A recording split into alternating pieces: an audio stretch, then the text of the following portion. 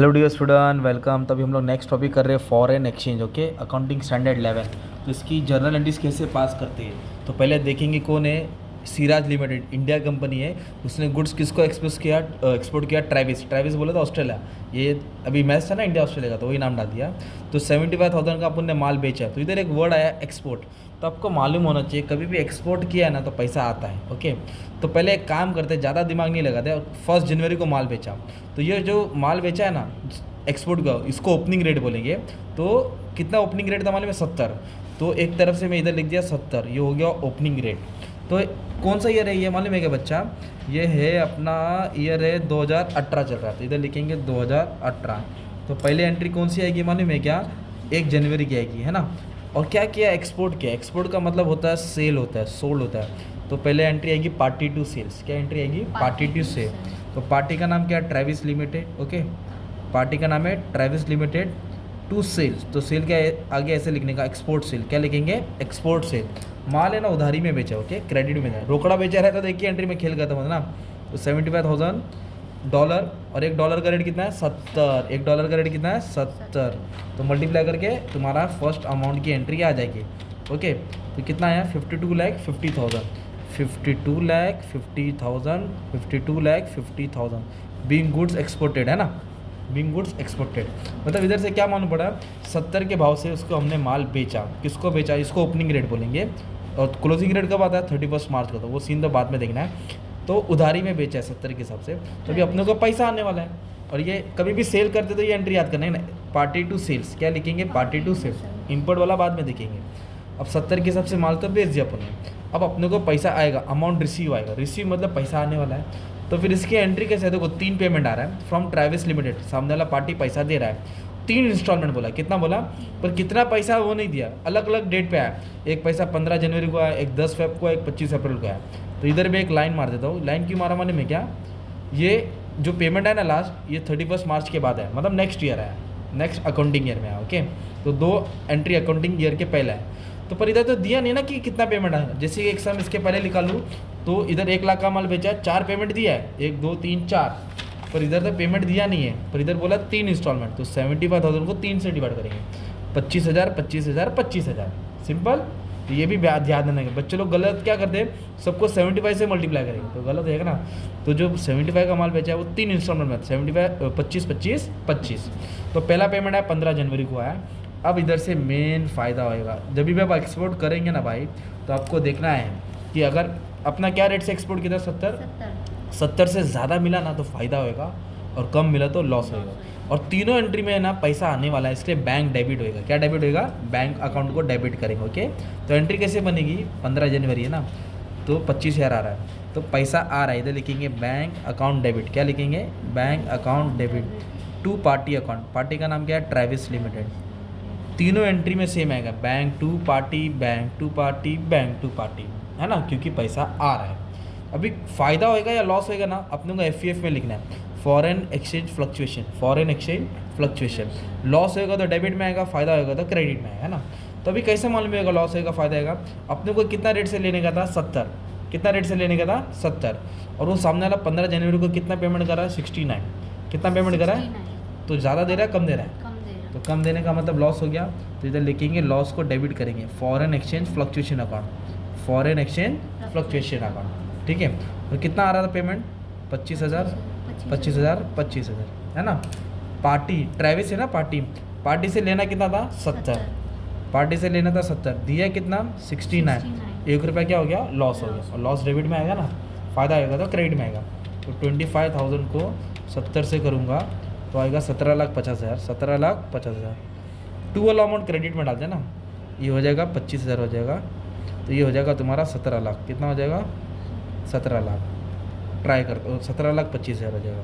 17,25,000 multiply कर लेता हूँ, ठीक है। बीइंग अमाउंट रिसीव क्या लिखेंगे? पैसा आ गया। अब दूसरा पेमेंट कभी आया? 10 फेब को आया। कभी आया? 10 फेब को आया, मतलब अकाउंटिंग ईयर के पहले आया।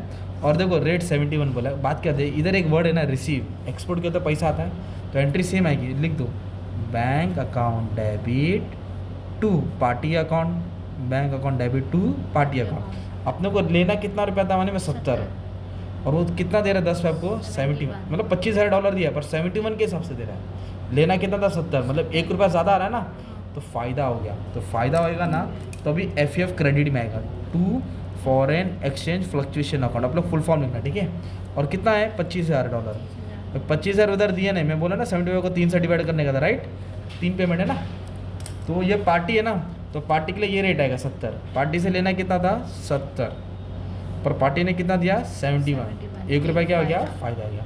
इसको इससे मल्टीप्लाई करूँगा 17,50,000 आएगा, इससे करूँगा ये 25,000 आएगा, ये हो जाएगा 17,75,000, ठीक है। अब जो नेक्स्ट पेमेंट आया ना वो 31 मार्च के पहले नहीं आया, 31 मार्च के बाद में आया, तो 2 एंट्री इधर आएगी। 31 मार्च एक आएगा ओपनिंग माइनस क्लोजिंग, एक आएगा प्रॉफिट एंड लॉस वाली एंट्री। तो ये 31 मार्च को कौन सी एंट्री आएगी, ईयर एंड की एंट्री आएगी। तो इधर हम लोग क्या करेंगे, ओपनिंग माइनस क्लोजिंग करेंगे, ये मैं तुमको समझाने के लिए बता रहा हूँ। तो कैसे एंट्री आती है मालूम है, हम जब खरीदे थे तो रेट कितना था 70, सॉरी बेचे थे तो रेट 70 था, 70 रेट था, राइट। और 31 मार्च को रेट कितना हो गया 69, देखो ना 31 मार्च को, मतलब पहले 70 मिल रहा था, अब से 69 मिलेगा। पहले ओपनिंग रेट 70 था, अब कितना हो गया 69, पहले 70 से पैसा आ रहा था, अब 69 से आएगा, तो ₹1 का घाटा हो रहा है। इसको इससे माइनस करो, ₹1 का घाटा हुआ ना, सिंपल। और मल्टीप्लाई किससे करने का, जो पेमेंट पेंडिंग है, तो 25 ये मिला, ओके, ये भी 25 मिला, तो एक 25 डिले हुआ ना, इसको मल्टीप्लाई करेंगे किससे, डिफरेंस रेट से। तो ओपनिंग माइनस क्लोजिंग 70 में से 69 का एक आया, और बैलेंस पेमेंट कितना है तुम्हारा 25,000, मतलब 25,000 का क्या हुआ तुम्हारा लॉस हुआ, 25,000 का क्या हुआ लॉस। और लॉस होएगा तो FEF डेबिट में आएगा, लॉस होएगा तो FEF डेबिट में। इसमें पैसा आ जा रहा नहीं है, वैल्यूएशन करें ना, तो इसलिए बैंक नहीं आएगा, पार्टी आएगा। क्या आएगा, पार्टी ट्रेविस लिमिटेड, है ना। अभी मान लो ये 70 है, अगर इधर होता रेट 31 माइनस 72, तो ₹2 क्या होता ज़्यादा मिलता, तो ₹2 को 25 से मल्टीप्लाई करते 50 होता, फिर एंट्री रिवर्स होती, रिवर्स बोलो तो FEF नीचे आता और पार्टी ऊपर आता। अभी क्या है, लॉस हुआ इसलिए डेबिट में है ना, सिंपल। ये हो गया ओपनिंग माइनस क्लोजिंग रेट की एंट्री, ओके। जब पेमेंट पेंडिंग रहेगा तब ये एंट्री यूज़ करना। अब इसके बाद कौन सी एंट्री आएगी मालूम है आपकी, कैल्सी वाली एंट्री आएगी। मतलब कैल्सी बोले तो क्रेडिट वाला प्लस करेंगे, डेबिट वाला माइनस करेंगे, तो आपको कैल्सी लेना है। और याद रखो जो एक ब्लैंक्स आएगा, FEF का जो भी बैलेंस बचता है वो प्रॉफिट एंड लॉस में जाएगा, किधर जाएगा, तो प्रॉफिट एंड लॉस कैसा है, एक नॉमिनल अकाउंट है, तो इसका रूल क्या मालूम है क्या, लॉस होएगा ना तो डेबिट में आता है, और फायदा होएगा ना तो क्रेडिट में आता है। समझाता हूँ, तो इधर FEF है क्या, नहीं, इधर है ना FEF पर डेबिट में, तो क्रेडिट वाला फ़ायदा होता है, डेबिट वाला लॉस, तो माइनस करेंगे, तो ऐसा माइनस की साइन दबाएंगे, 25,000 लिखेंगे। फिर इधर FEF डेबिट है कि क्रेडिट, क्रेडिट है, तो क्या होगा प्लस होगा। और इधर है ना FEF किधर है, डेबिट, तो क्या होगा माइनस, तो आंसर माइनस में है। माइनस मतलब लॉस हो, माइनस मतलब लॉस, तो लॉस में P&L डेबिट होएगा, याद करना है। लॉस में P&L क्या होएगा, डेबिट होएगा, लॉस में P&L डेबिट, और FEF नीचे आएगा। माइनस मतलब लॉस, और लॉस में जब भी कैल्सी वाली एंट्री याद करेंगे तो प्रॉफिट एंड लॉस को याद करने का, लॉस होगा तो डेबिट, फायदा होगा तो क्रेडिट। तो 25,000 का लॉस हुआ, 25,000 का लॉस। अगर मान लो अगर 75,000 फ़ायदा होता, प्लस में आंसर आता सपोज, तो फ़ायदा होता तो प्रॉफिट एंड लॉस नीचे आता और FEF ऊपर आता, being FEF amount transfer to profit and loss account. ये ईयर क्लोज हो गया, राइट। अब ईयर क्लोज हो गया, फिर 25 तारीख अप्रैल आया, तो 25 को एक पेमेंट आ रहा है, देखो है ना, तो 25 अप्रैल है ना, क्या आ रहा है, पेमेंट आ रहा है, 25,000 आ रहा है। अभी रेट ये नहीं रहेगा, ये रेट रहेगा 69, अभी अपनों को 69 लेने का, पर सामने वाला कितना दे रहा है 68, लेना कितना था 69, और दे रहा है कितना है, मतलब ₹1 लॉस हुआ, तो पहले ऐसे लिखेंगे बैंक अकाउंट डेबिट, क्योंकि पैसा तो आ रहा है, और पार्टी दे रहा है, कौन दे रहा है, पार्टी ट्रेविस लिमिटेड। और इधर लॉस हो गया, क्या हो गया, तो लॉस होगा तो FEF क्या आएगा, डेबिट आएगा। कितना पेमेंट आ रहा है, 25,000, 25,000, 25,000, ओके। पार्टी से लेना कितना था अभी 9, और पार्टी ने कितना दिया 68, ₹1 का क्या हो गया, लॉस हो गया, ओके। तो इसको इससे क्या करेंगे, मल्टीप्लाई करके अमाउंट डाल देता हूँ, 17,25,000, ये हो जाएगा 17 लाख, ठीक है। फिर से ईयर एंड होएगा, तो 2018 था तो 2019, ईयर एंड का भी होता है 31 मार्च को, वापस तो ईयर एंड की एंट्री आएगी, और वो भी कौन सी एंट्री आएगी, कैल्सी वाली आएगी। क्रेडिट वाला प्लस होएगा, डेबिट वाला माइनस है, क्योंकि सब पेमेंट मिल गया ना। तो ये ओपनिंग माइनस क्लोजिंग जब बैलेंस रहता है तब आता है ना, फिर से ये वाली एंट्री की प्रॉफिट एंड लॉस वाली, मतलब क्रेडिट वाला प्लस होएगा, डेबिट वाला माइनस। तो सबको नहीं लेने का, इधर से लेने का, नया साल से लेना है, नया साल से लेना है। तो आप देख सकते हैं अभी डेबिट में 25,000 है, तो डेबिट वाला क्या होता है, माइनस होगा, एक ही एंट्री और कुछ है, तो आंसर प्लस में है माइनस में है, माइनस बोले तो लॉस और कैलसी बोले तो प्रॉफिट एंड लॉस। तो लॉस में पीएनएल ऊपर आएगा, लॉस में पीएनएल, और पीएनएल में किसका अमाउंट ट्रांसफ़र किया है, एफईएफ का, तो 25,000 का लॉस हो गया।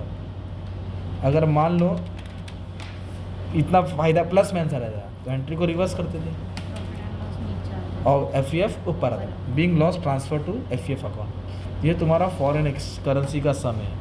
कौन सा वाला सम है, एक्सपोर्ट वाला है, जिसमें पैसा आता है, फ़ायदा हुआ या लॉस हुआ उसको एफईएफ में ट्रांसफ़र करते हैं, कैलसी में प्रॉफिट एंड लॉस में ट्रांसफ़र करते हैं ना।